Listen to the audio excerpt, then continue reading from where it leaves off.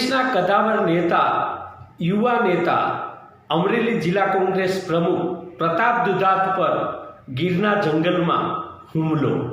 કોણે કર્યો હુમલો? શા માટે કર્યો હુમલો? રાજકારણ ગરમાયું. પ્રતાપભાઈ, ગઈકાલે શું આખી ઘટના બની?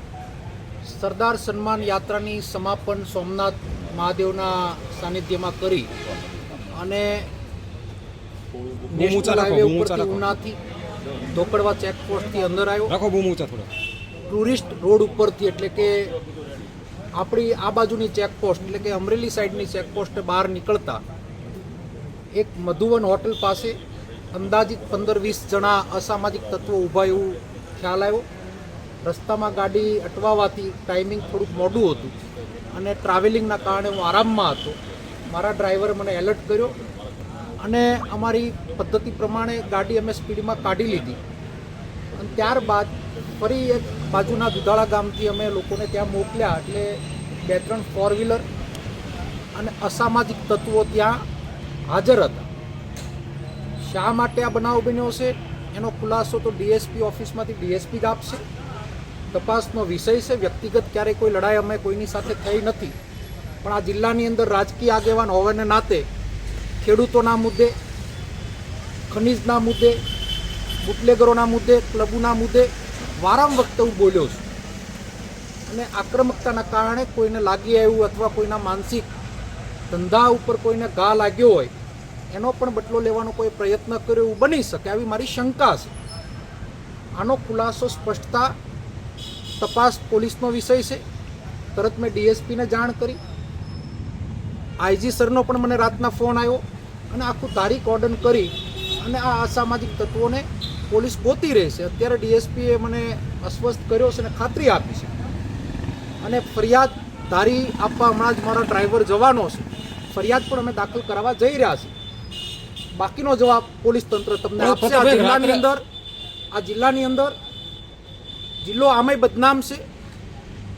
કાયદો ને વ્યવસ્થા ખૂબ જ કથળી ગયેલી છે.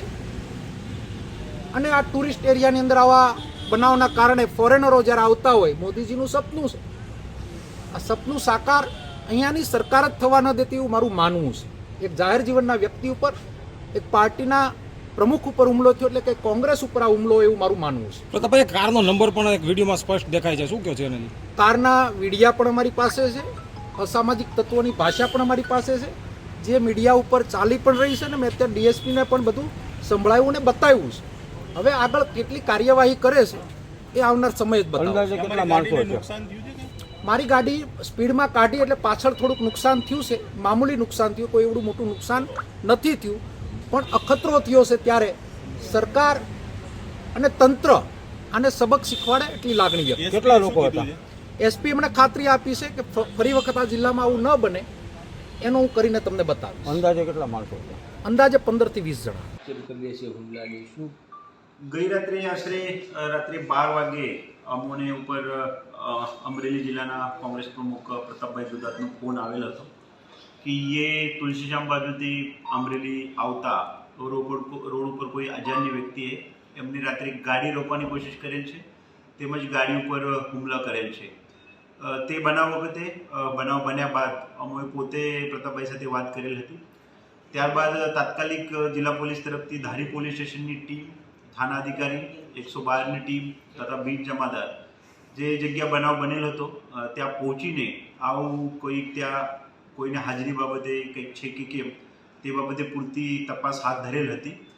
ગઈ રાત્રે આ જે કામના ફરિયાદી છે પ્રતાપભાઈ સાથે જિલ્લા પોલીસે વાત કરેલ હતી અને રાત્રે જ આપણે આ બનાવ અગર બનેલ હોય તો તે બાબતે સાચી હકીકત સાથે ફરિયાદ લખવા માટે જણાવેલ હતું. જે બાબતે આજે સવારે પણ ફરીથી એ લોકોને આપણા તરફથી ફરિયાદ દાખલ કરવા માટે જણાવેલું છે અને આ લોકોએ કદાચ ટૂંક સમયમાં ફરિયાદ પણ દાખલ કરશે. જિલ્લા પોલીસ તરફથી એમના ઉપર જે કોઈ હુમલો કરેલ છે અથવા એની જે આક્ષેપ છે કે અમારા ગાડી ઉપર હુમલો કરેલ છે, લાઠીથી ગાડી ઉપર ડાબા પડેલા છે, તે બાબતે જિલ્લા પોલીસ તરફથી આપણે ઝીણવટભરી તપાસ કરીએ છીએ.